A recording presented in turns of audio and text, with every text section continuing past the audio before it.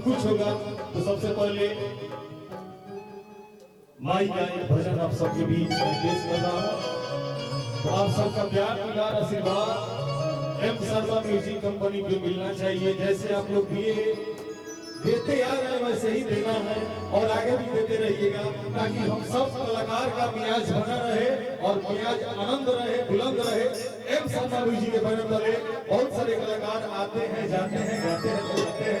हम चाहेंगे आइए छोटा सा माँ का भजन से अपना गाना को स्टार्ट कर रहा हूँ। कि सरदा भवानी रखो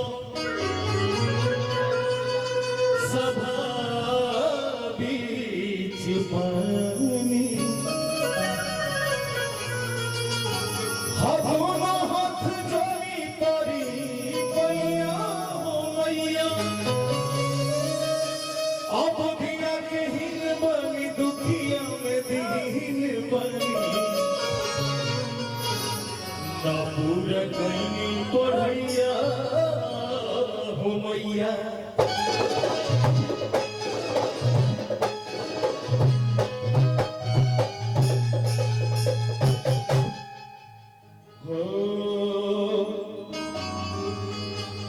कर्पूर गौरम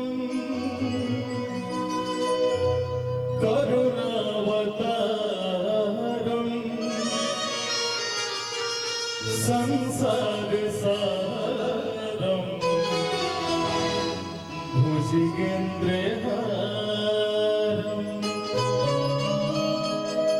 सदा वसंतम हृदयारविन्दे भवं भवानी सहितं नमामि। कर्पूर गौरम करुणावतारम संसार सारम भुजगेन्द्रहारम सदा वसंतम हृदयारविन्दे भवं भवानी सहितं नमामि। कर्पूर